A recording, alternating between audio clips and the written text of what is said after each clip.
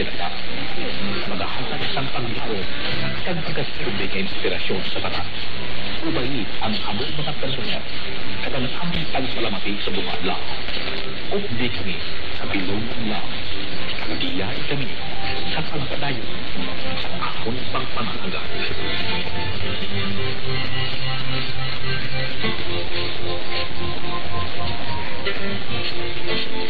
Naghatag kami sa katakuhan sa nagtatanyaw sa kamayang handa sa akong mga abyanan.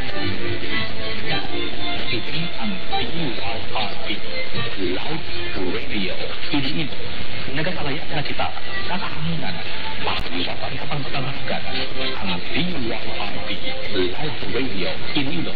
Isa sa commercial AM radio station sa Iloilo kag nag-operate sa ilalim sa JPG Broadcasting Network kag Allied Broadcasting Center. Ang among studio naangkang sa Guzman, Esena, Manduria kag ang among transmitter yara sa San Jose, Arevalo. Ang DYRP Live Radio Iloilo, miyembro sa kapisanan ng mga broadcaster ng Pilipinas. Nagkatalayang kami sa kapasogon ng 10,000 watts.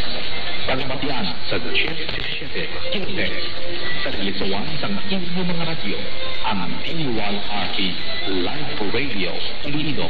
Nag-operate pagi sa license number 0080403 nga halin sa National Telecommunications Commission.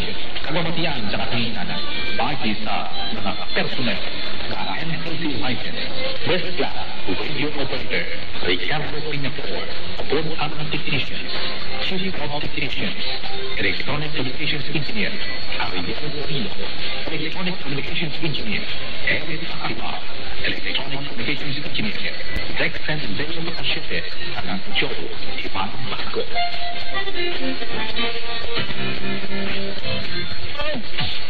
So, Halloween in the Philippines. There are different ways of celebrating Halloween in the Philippines. The celebration usually takes a week long. Schools, offices, entertainment centers, and malls decorate their areas with a spooky theme. Halloween in the Philippines is not just on October 31st, but it also covers November 1 and 2. This celebration is known as Undas, where Filipinos visit the graves of their loved ones and offer candles and prayers to them. The concept of Halloween in the Philippines focuses mainly on the scary one. It is totally different from other Halloween celebrations in the world because aside from its week-long celebration, it is mainly about the unique traditions and superstitions associated with death or any mysterious event. It is also connected to the Philippine culture, particularly on mythical creatures and beliefs. Timely, matong ligas kagapon na. Kagapon. Baka mga tikbala, mga pangit, mga nagagay. Pero actually sa alam mo ng LGU, ligad do may daw Halloween na sila yung silang fan.